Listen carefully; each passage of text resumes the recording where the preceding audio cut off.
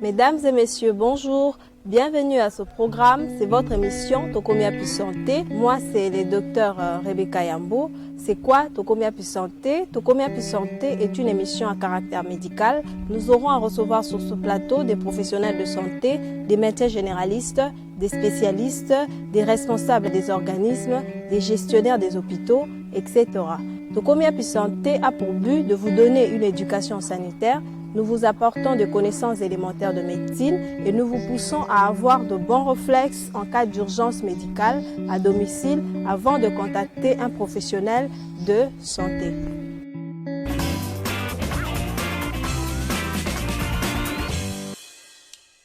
La possession d'un meilleur état de santé est un droit fondamental de tout être humain, quelle que soit sa race, ses origines, ses opinions politiques et religieuses.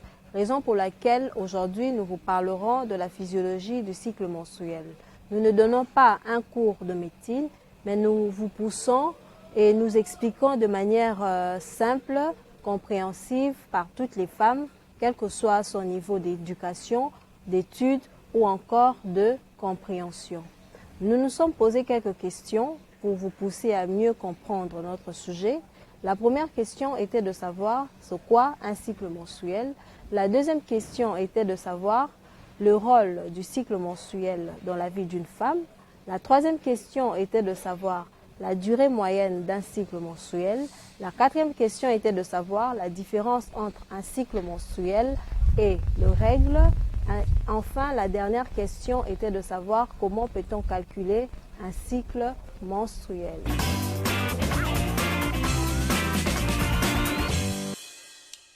Plusieurs événements se passent durant un cycle menstruel.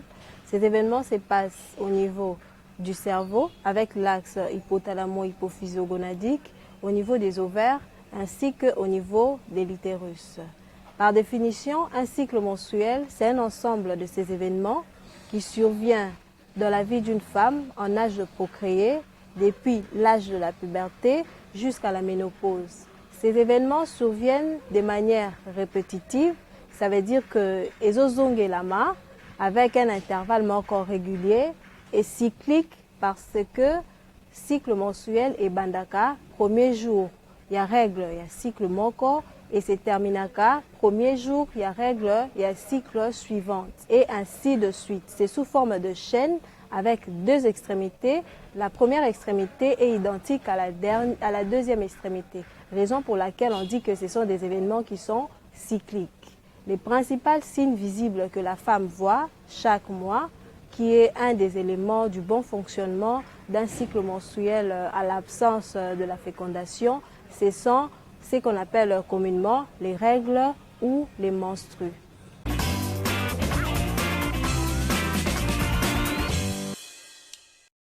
Le cycle menstruel a pour rôle de préparer le corps féminin à accueillir une grossesse chaque mois, depuis l'âge de la puberté jusqu'à la ménopause. Donc, presque chaque mois, nzoto ya mwasi nyonso et se préparaka ya kokanga pe kobomba zemi. Yango wana nde importance ya oyo babengi cycle menstruel.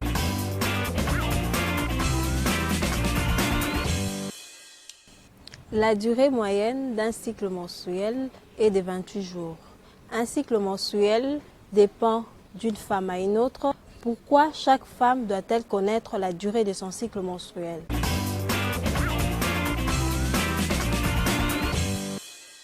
Comprenez parfaitement le cycle menstruel féminin car il s'agit d'un système complexe que vous pouvez facilement apprivoiser si vous en percez les mystères. De la puberté à la ménopause, les femmes vivent chaque mois un cycle menstruel. La durée de ce cycle est de 28 jours en général, mais il peut varier entre 21 et 45 jours selon les femmes. Un cycle commence dès le premier jour de règles et se termine le premier jour des règles suivantes et peut se décomposer en 3 phases. La phase menstruelle, qu'on appelle communément période de règles, et qui dure entre 1 et 5 jours. Cette phase se caractérise par la perte de sang provoquée par une chute du taux d'hormones sous l'action des ovaires. Tout ceci crée le détachement de la muqueuse utérine interne sous forme de sang. Il y a également la phase folliculaire qui s'étend du 6e au 14e jour après le début des règles Ici, le taux d'œstrogène augmente dans le sang, ce qui permet la reconstitution de la muqueuse utérine. La création de cette couche à l'intérieur de l'utérus permettra d'accueillir un œuf fécondé. Cette phase s'accompagne également de l'apparition d'une glaire qui permettra le passage des spermatozoïdes dans l'utérus et la fécondation éventuelle de l'ovule au 14e jour. Enfin, la phase sécrétoire qui dure du 15e au 28e jour est l'étape durant laquelle l'ovule fécondé pourra s'implanter dans l'utérus. À ce moment-là, il y a deux cas de figure. Soit l'ovule fécondé s'est bien implanté et le processus de la grossesse est en route, soit il ne s'est pas implanté et dans ce cas, le taux d'hormones libérées par les ovaires chute et les règles arrivent à nouveau. C'est la fin d'un cycle.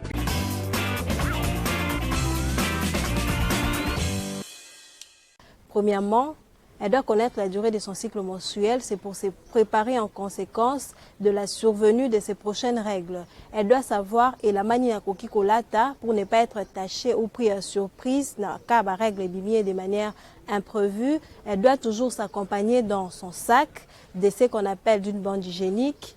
Et deuxièmement, elle doit connaître la durée de son cycle menstruel pour éviter la grossesse non désirée, tobazé miambalakata. Et troisièmement, au cas où Azan a désir ya kozwa zemi, il faut yeba période nini ya cycle menstruel naye, il faut akutana na papa pour azwa zemi naye normal.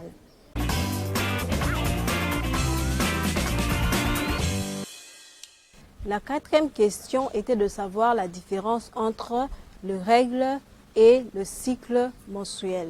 Par définition, les règles, ce sont des hémorragies génitales que la femme voit généralement par convention. Premier jour des règles, c'est le premier jour aussi du cycle menstruel.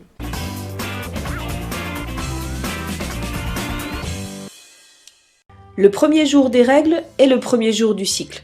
Les règles durent entre 3 et 7 jours selon les femmes. C'est le point de départ de la première phase du cycle qu'on nomme phase folliculaire ou phase préovulatoire qui prépare à l'ovulation.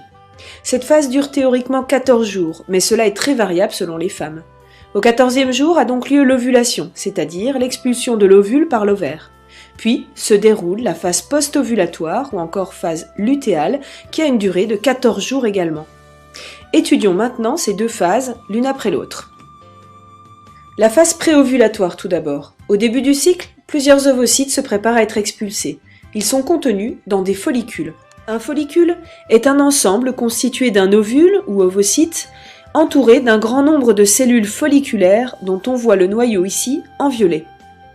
Parmi tous les follicules, un va alors dominer sur les autres et va se mettre à grossir. C'est lui qui expulsera l'ovocyte au 14e jour. Mais pourquoi le follicule grossit-il comme on le voit sur ce schéma ? Ceci est dû à une hormone appelée FSH, l'hormone folliculostimulante. Celle-ci est fabriquée par l'hypophyse, qui est une petite glande située ici, à la base du cerveau. Comme son nom l'indique, cette hormone va venir stimuler les follicules dans l'ovaire. Sous l'action de la FSH, les cellules folliculaires qui entourent l'ovocyte se multiplient. Ainsi, le follicule grossit. Or, les cellules folliculaires fabriquent elles-mêmes une hormone, l'œstrogène. Donc plus on avance dans le cycle, et plus le nombre de cellules folliculaires augmente, et plus le taux d'œstrogène augmente également. Ce fort taux d'œstrogène va avoir une action sur l'utérus, et tout d'abord sur la muqueuse de l'utérus ou endomètre. En effet, le fort taux d'œstrogène va permettre l'épaississement de l'endomètre, comme on le voit ici. L'œstrogène agit également sur le col de l'utérus. En effet, le col de l'utérus fabrique une substance qu'on appelle la glaire cervicale. Cette glaire cervicale est très dense et elle obstrue le col pendant tout le cycle, empêchant ainsi le passage des spermatozoïdes. Mais lorsque le taux d'œstrogène est fort, le maillage de la glaire cervicale se relâche et permet ainsi le passage des spermatozoïdes. Vous voyez donc que le follicule lui-même envoie des messages à l'utérus et au col de l'utérus pour donner des informations sur son stade de croissance. Ainsi, l'utérus sera prêt à recevoir un éventuel embryon s'il y a fécondation de l'ovule par un spermatozoïde. Cela va même plus loin, puisque quand le follicule est suffisamment gros, le taux d'œstrogène qu'il sécrète est fort. Or, un fort taux d'œstrogène provoque ce qu'on appelle un rétrocontrôle positif sur l'hypophyse. Ceci entraîne alors une forte libération d'une nouvelle hormone appelée la LH.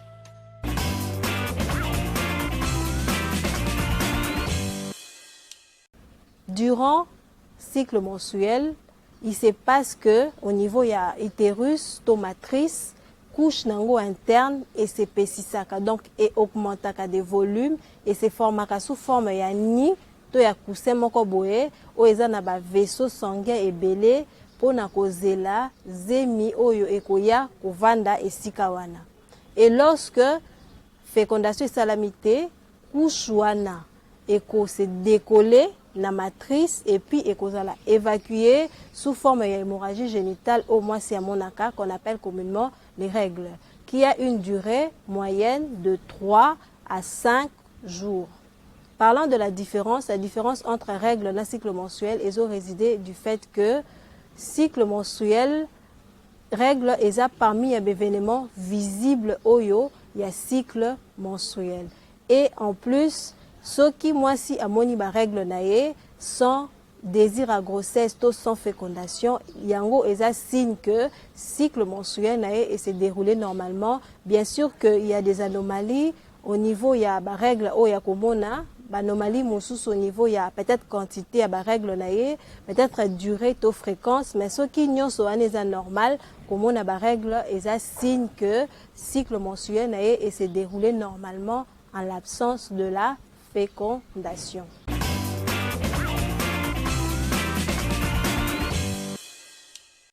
Le dernier point était de connaître comment peut-on calculer la durée de son cycle mensuel. Pour calculer la durée de son cycle mensuel, la femme doit préalablement connaître la durée de son cycle mensuel. Comment peut-elle connaître la durée de son cycle mensuel? Il y a plusieurs méthodes qui peuvent lui permettre de connaître la durée de son cycle mensuel, mais nous allons aujourd'hui expliquer la méthode la plus simple qui est la méthode des jours fixés. Comment peut-elle calculer avec la méthode des jours fixés? À partir d'un petit calendrier de poche, la femme aura à cocher le premier jour de ses règles sur les calendriers. Elle attendra jusqu'à avoir les prochaines règles et elle va cocher encore sur son calendrier le premier jour de son cycle mensuel qui est le premier jour de ses règles. Elle répétera cet exercice durant au moins 3 mois, donc 3, 4, 5 mois, elle répétera cet exercice. C'est à partir de là qu'elle saura combien dure son cycle mensuel. Si elle trouve que sa durée mensuelle, la durée de son cycle est de 28 ou de 28 jours, à partir de cela, elle pourra calculer sa période d'ovulation. Comment peut-elle calculer la période d'ovulation? Elle aura à soustraire 14 jours de la durée de son cycle mensuel. Par exemple, si elle a trouvé que son cycle mensuel dure 28 jours, elle aura à soustraire 14 des 28 jours et elle trouvera qu'elle a ovulé le 14e jour. Si sa durée est de 26 jours, elle aura à soustraire 14 et elle trouvera qu'elle a ovulé le 12e jour. Pourquoi soustraire 14 jours? On soustrait 14 jours parce qu'il se passe normalement 14 jours entre le jour de l'ovulation et la survenue des prochaines règles. À partir de la durée de son cycle mensuel, elle pourra aussi connaître sa période de fertilité. Généralement, la femme est fertile durant une semaine de fertilité, soit 7 jours, mais en moyenne, elle est fertile 4 à 5 jours. Pourquoi 4 à 5 jours? Cela dépend de la durée de vie du spermatozoïde dans le corps de la femme, qui est de 4 à 5 jours, et de la durée de vie de l'ovocyte ou de l'ovulation, qui est de 24 heures. Ce qui, moi, si, par exemple, a sali rapport sexuel 3 à 4 jours avant ovulation et que ovulation et s'est passé dans le 4e jour après son rapport sexuel, elles ont un risque de tomber enceinte. Pourquoi? Parce que le spermatozoïde est encore vivant. Donc, le spermatozoïde est encore vivant. Donc, au 4e jour, au 5e jour, il sera vivant et elle pourra tomber enceinte. Deuxième méthode pour calculer sa période de fertilité. Pour calculer sa période de fertilité, elle pourra utiliser la méthode de calcul avec le collier du cycle mensuel. Comment peut-elle utiliser les colliers du cycle mensuel?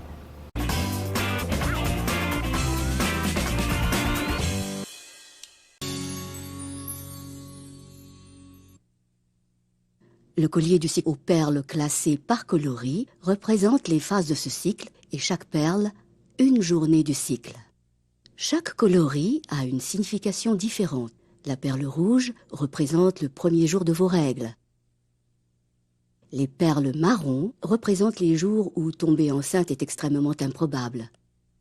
Les perles blanches, ceux où une grossesse est très probable. Le collier a de plus un anneau. Le premier jour de vos règles, mettez cet anneau sur la perle rouge.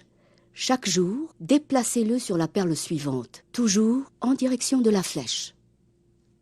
Lorsque l'anneau est sur une perle marron, représente les jours où tomber enceinte est extrêmement improbable.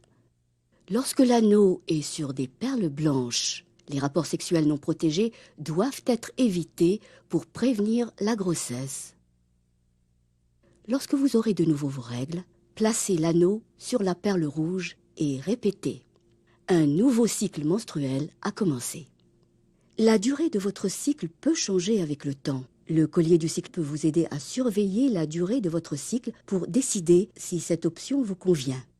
Vous saurez que votre cycle est trop court pour utiliser le collier du cycle lorsque vos règles commencent avant que vous placiez l'anneau sur la perle marron plus foncée.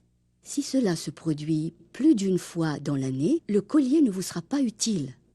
Lorsque l'anneau arrive à la dernière perle brune et que vos règles n'ont pas commencé le jour suivant, votre cycle est trop long. Si cela se produit plus d'une fois dans l'année, le collier du cycle ne vous sera pas utile.